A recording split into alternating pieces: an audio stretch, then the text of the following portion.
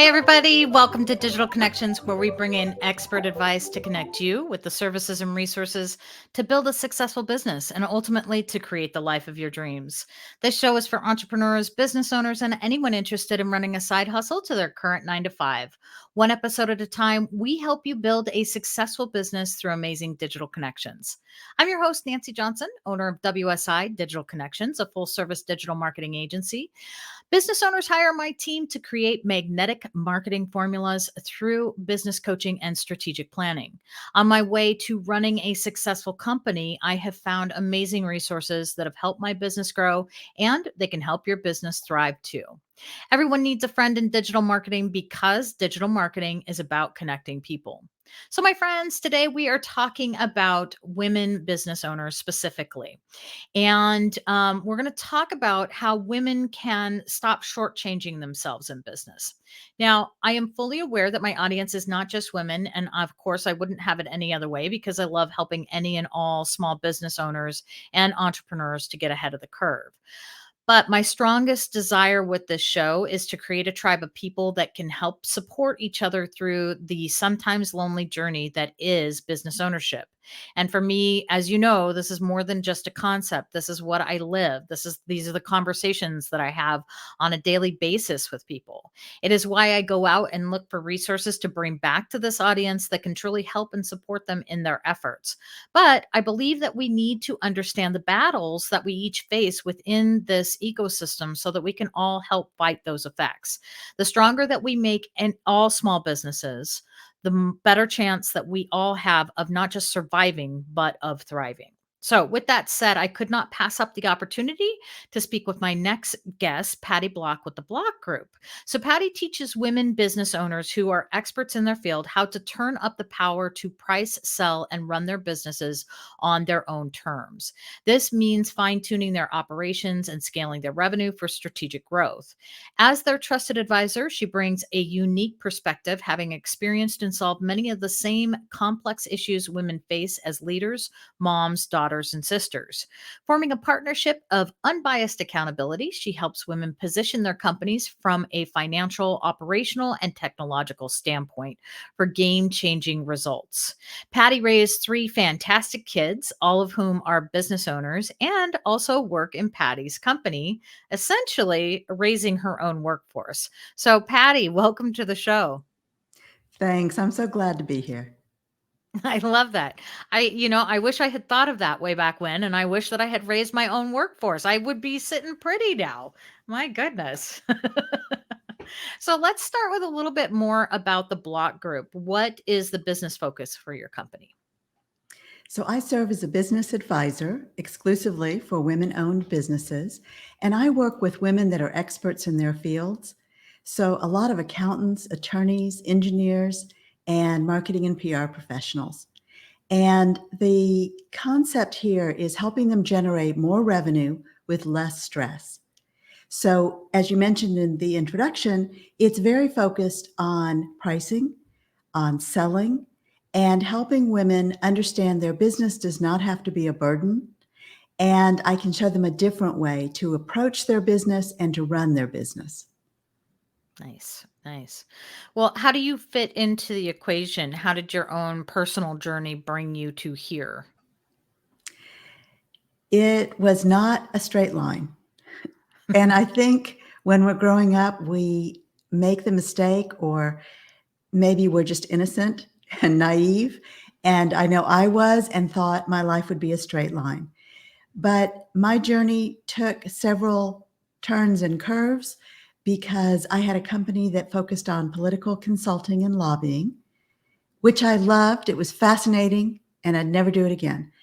But but I learned a tremendous amount, and it also helped clarify the women that I work with are the women that I want to help speak up, speak out, communicate effectively so that they can build their company in the way that works for them.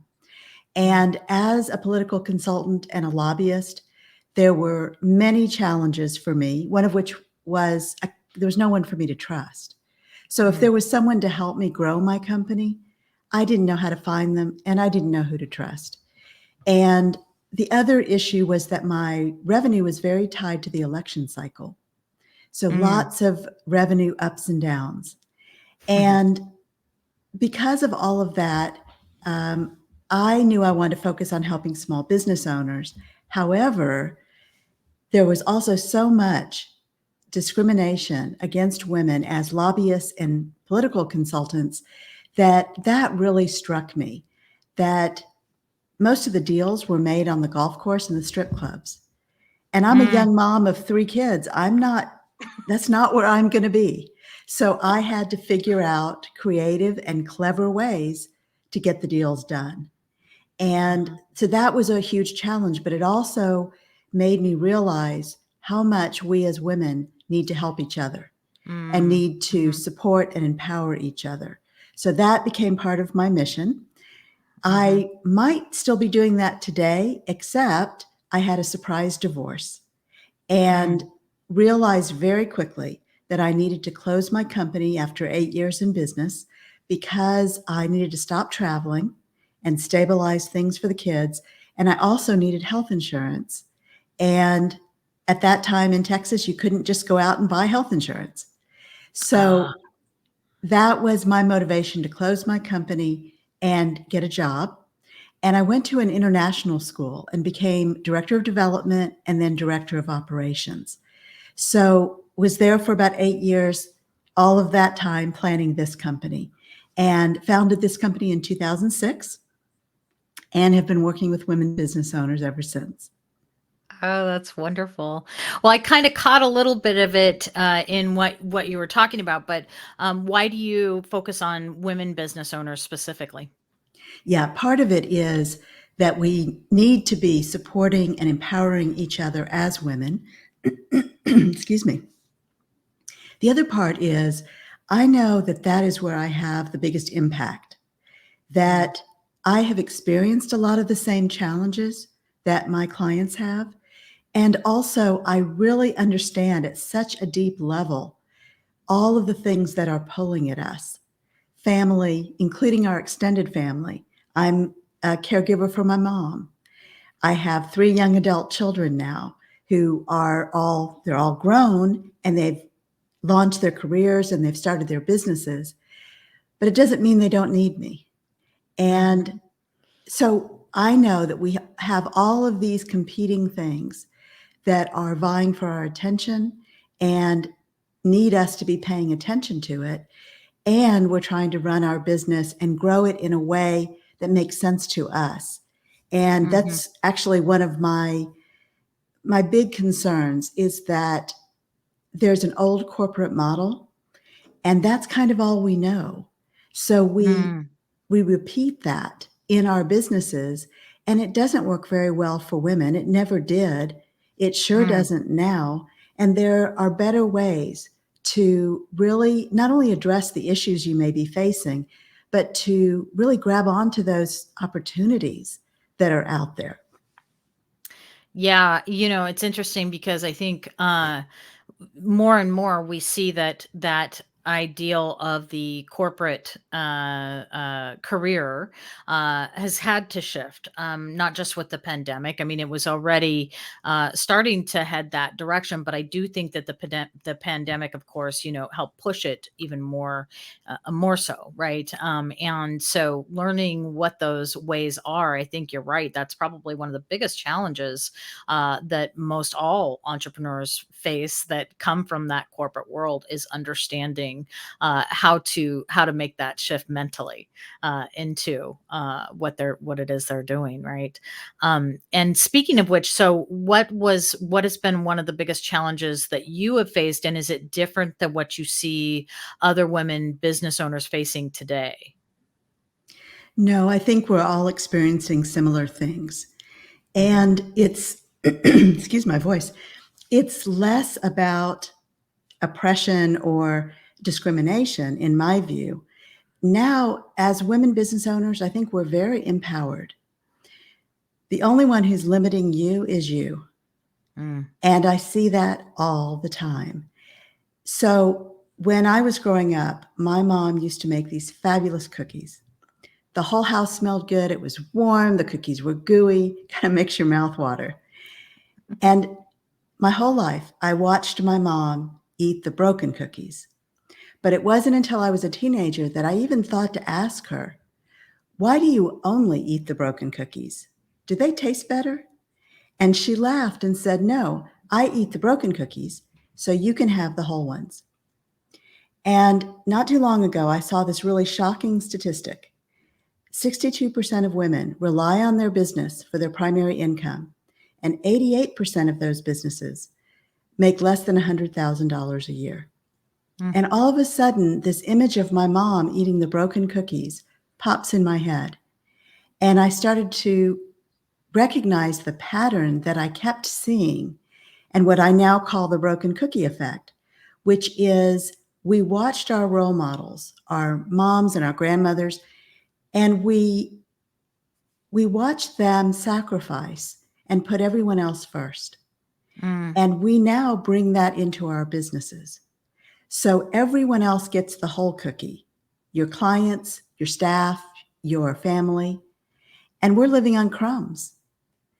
And I didn't know what that was, and I didn't know how to put words around it for a long time until all of these, I started connecting the dots and realizing that's what we're doing. And what that does is it creates an artificial glass ceiling in your business.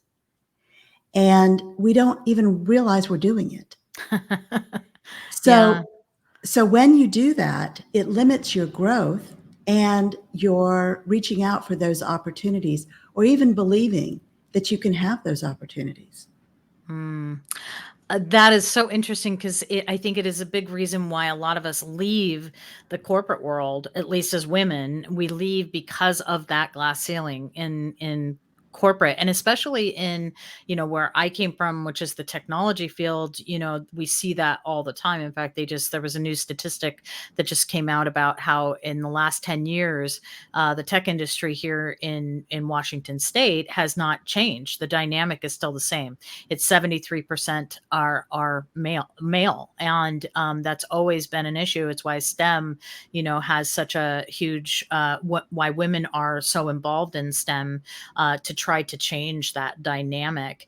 And so as you talk about this, to think that we come out of that reality to start our own businesses, to try to escape that, to only go out to create our own artificial glass ceilings.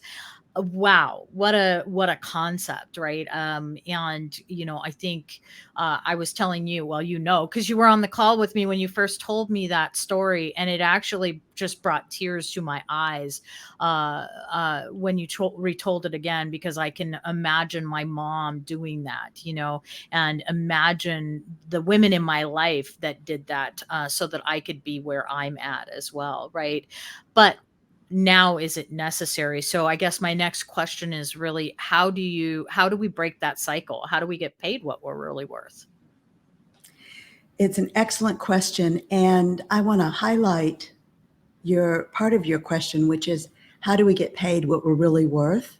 Mm. And I'm going to separate that out a little bit because I'm somebody who believes, excuse me, I'm somebody who believes that every person has innate value and worth. So I think it sometimes works against us when we believe that our worth is tied to our pricing. Mm. So if we can separate that out and talk about the value that you bring to your clients, then we can talk about that value. And it's not about what you're worth or what you do or don't deserve in your own mind. Mm. It's Love much that. more about the value to your buyer. And Mhm. when somebody comes to you and they're interested in working with you, Mhm. they have a perception, they have a belief. Perhaps their belief is that you can help them. You have the solution they're looking for. There might be a belief that they need to get multiple bids or multiple estimates, right? So we don't know what the beliefs are when a buyer comes to us. And we start, especially we as women, start doing all these mental gymnastics, trying to figure out and and wonder what they're thinking. And 100% of the time, that works against us Mm, because we tend to go to the negative. We as humans do that. And we mhm, think, oh, they're going to think I'm too expensive, or they're going to think I don't really know what I'm doing, or mm, they're going to think that I'm arrogant because I'm talking up the kinds of results that I get. mm, All of these terrible thoughts inside our heads. And so the first thing that I do as I'm working with clients is bring all of those limiting beliefs to the surface and talk about them and deconstruct them and help shift the mindset of my client so that they can start to think differently. And that means behave differently, right? mm, So when I say behave differently, I'll give you an example. For many of us, we are very reactive. We wait mhm, until somebody comes to us or the phone rings. We listen to what they're saying, and then we try to figure out what's the best way, A, to get them to buy from us, and B, to take care of them, whatever it is we think they need. mhm, And that often works against us.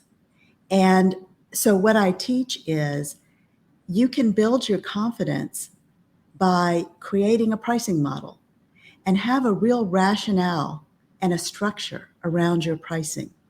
It mhm, builds your confidence and it helps you talk about it, which is one of the hardest things to do. And mm, it helps your buyer understand how you price your services and what kinds of results they can get from that and how you're going to work with them. So mm, the more you can communicate effectively, the more value you can build with your buyer, the more likely they are to choose you and to yeah, want to work with you. So, first, I teach that pricing piece, which I call value driven pricing. And then I teach a selling piece, which is called painless selling to ideal buyers. Because mm, selling doesn't have to be painful. And in the method and the process that I teach, it's much more like matchmaking, which of course feels much more natural for women. And it doesn't feel like I'm having to convince someone of something, right? mm, We all know that doesn't work. yeah, And it's much more natural and you'll feel much more confident when you have a process that you don't have to make up as you go. mhm, And right, and you can practice it and you can build your confidence and you know what you want to say. So now you've shifted your behavior from being reactive to being proactive. And mm, people will interpret that in such a positive way. So, where we think we're being so helpful and serving others by yeah, listening and then doing whatever they ask us to do, that mhm, does not build confidence in the mind of our clients. right. So it's a mind shift first, and then learning the new skills and how to talk about it. Yeah.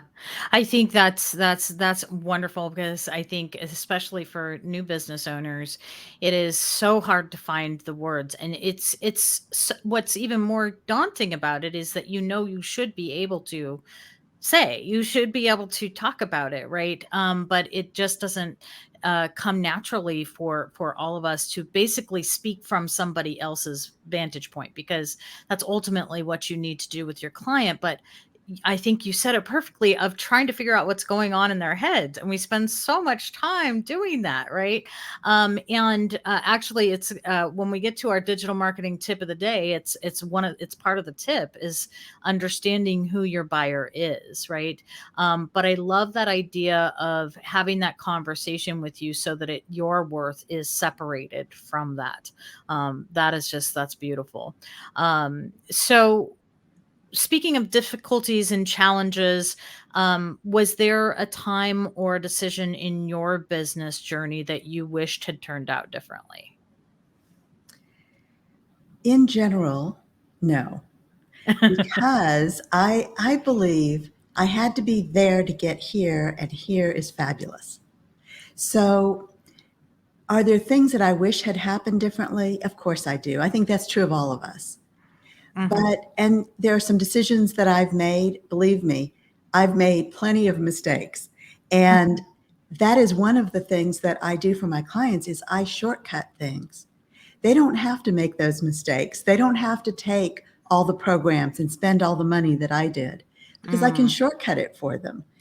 mhm, And but one of the mistakes that I made was developing, I really thought I'm an expert. I can, quote, package my knowledge mhm, and sell that, right? I can sell that as a course or a program online. And so I mhm, spent way too much time, money, and energy developing programs, and then I couldn't sell them. What I mm, now know is I need to be talking to my audience. I need to be asking what they want and what they're interested in buying. mm, Because what I did it the opposite way. I figured I'm going to package my knowledge and surely people are going to want this. And it doesn't mhm, work that way. mhm, So my programs that I have now are successful because I did that. I went to my audience. I interviewed women business owners. I asked them, what do you want? What is important to you? Where are you getting stuck? And it's such a common problem for us to feel stuck in many different points in our business. mm, So mhm, so that is very much what I focus on is if you're feeling stuck, that is a temporary situation. If you can find the right resource or the guide or the mentor that can help you get unstuck. And that's the focus that I bring. mm. I love that. I love that. So this is a question that you originally posed to me when I asked what kinds of questions you thought I should ask. I should ask in this interview, and I just love how this is worded. And I'm probably going to add it to my repertoire for my future guests. So, what seems easy to you but is really difficult for your clients? Connecting the dots and verbalizing that. Mm, That seems easy to me. I tend to think in pictures, and I mhm, used to think everybody thought that way. And realize now that most people don't think that way. And so for mm, me, connecting the dots is pretty easy. It kind of goes back to the broken cookie effect. And that is very much the process of I was seeing this pattern over and over and over for many years of women who were undervaluing themselves, underpricing their services, and then over delivering. It's what I call the double whammy, mm, right? Because once you start doing that, you're already underpricing your services. Then you're over delivering on your services because, of course, we want our mhm, clients to be happy. mhm. Now your profit is just going to poof, it's gone. Yeah. So that double whammy is a pattern that I saw for many, many years. As I started connecting the dots and then verbalizing that and using stories and talking with people about how we can make change and how you can shift the way you're thinking and how unfortunately some of the way we're currently thinking is self-sabotage. We don't Mm, mean to do that, but that's like mhm, that artificial glass ceiling. Sometimes we don't even realize that's happening, and yet it's keeping our revenue limited and our companies artificially small.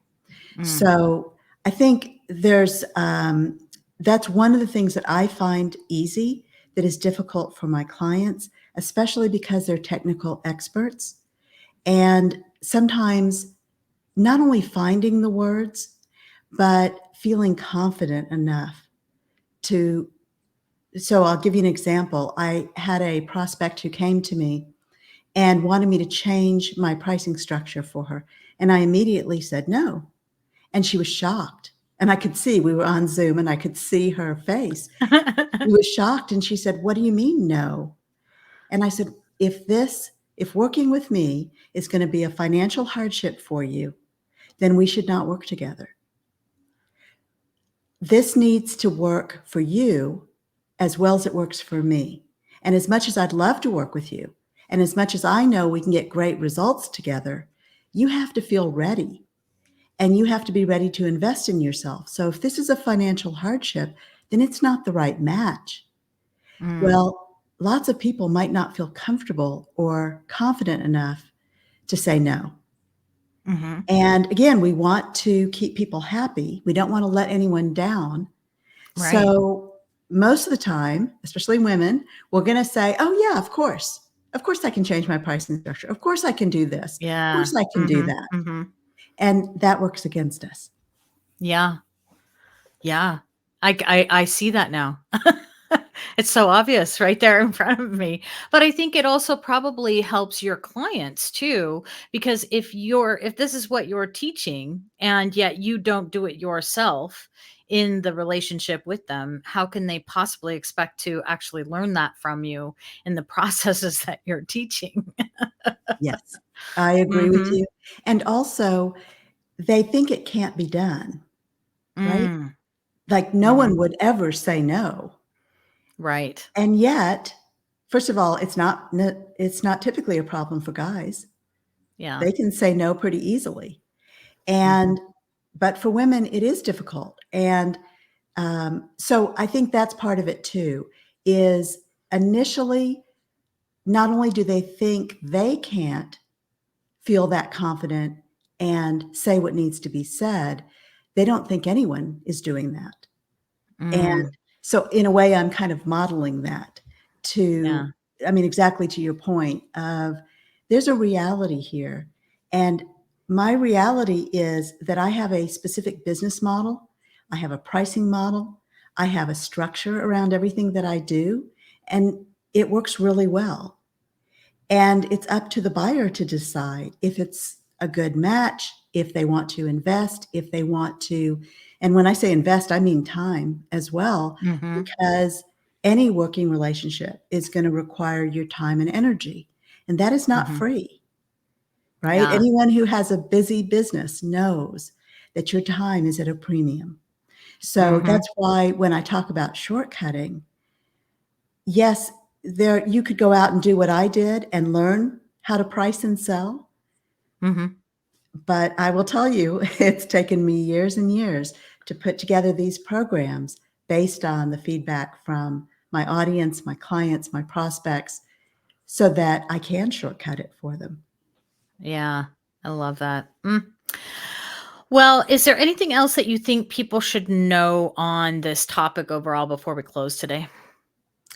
I think one of the things that's important to keep in mind is that you are the boss. You're the boss in your company. You have discretion. So one of the questions I hear frequently is, I want to serve more people, or I want to serve people even if they can't afford to work with me. Mm, And mhm, that is your prerogative as the business owner. My mhm, advice is go out and get wonderful, ideal buyers to become your clients. They understand the value. They pay you the level at which it's really appropriate to pay you. And they're mhm, paying you for your expertise, your experience, your knowledge. And then any clients that you want to take at a discounted rate or a pro bono arrangement, more power to you. I have no problem with that as long as you're profitable with your other clients. mm, And that's I think the misunderstanding is that you have to do one before you do the other. You really mm, need to be bringing in more revenue to support yourself if you have staff and make sure that your business is viable and sustainable. Once you've done that and you are consistently profitable, mhm, then you can help whoever you want to help at mm, whatever price mhm. you want to charge. Yeah, mhm. Yeah, that's fantastic. Well, Patty, thank you so much for stopping by today. I really appreciate it. And before we take off today, tell us, how can women business owners get a hold of you if they want help in this area or if they want to find out more about your solutions? Thank you for having me. This has been great. Mhm. Yeah. And people can reach me through my website, theblockgroup.net, Okay. theblockgroup.net. Mhm. And when you go there, I'd like to offer your audience a free quiz. It's called My Revenue Roadblocks, and there's a link on my homepage when you get to my website. And when you take the quiz, it will bring to your awareness some of the things that are keeping you stuck in terms of generating revenue. Mm. When you do that, you'll get an email report that will spell out for you some of what is happening in your business and some of the first steps that you can take to address that.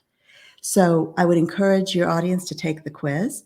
And also, please reach out to me on LinkedIn and mention this podcast so that I can make that mental connection, because I love connecting with people on LinkedIn, and and I love meeting new people. So I really welcome that. Wonderful. Okay. Well, fantastic. And yeah, and I can attest that Patty does love meeting new people, and she is a lot of fun to talk to. So do reach out to her. All right. So before we do take off, I do want to leave our listeners with our digital marketing tip of the day. When you think about your pricing and what you offer and how you offer it, it is so vital that you are starting off with a clear picture of who your client is. Most companies have a vague idea, or they think they know who their customers and clients are. They say things like, oh, it's a mom with 2 to 3 kids, a household income over 125K a year, or it's a small or medium sized business owner in healthcare with a revenue of 1 to 5 million. But those are just like the tip of the iceberg. In order to do effective marketing, you must have a vitally clear picture of who your people are. So, this is going to affect all of the above decisions that you make in your company. So, today I want to offer you a free resource that is absolutely fantastic for this. This is a tool to help you build a beautifully detailed buyer persona, or you might call it a customer avatar. This is from SEMrush. It's also referred to as SEMrush, which is an amazing marketing platform. Just go to semrush.com/persona. That is semrush.com/persona, persona. A huge thank you to my guest today, Patty Block with the Block Group. You can find Patty again at theblockgroup.net. Make sure to go there and take her quiz. It is amazing. Please make sure to follow us, subscribe, and like us wherever you get your podcasts. You can find this episode and previous shows, along with contact information for me and all of our guests, on our website at digitalconnections.us. Have a great week and tune in next time for another amazing digital connection for your business.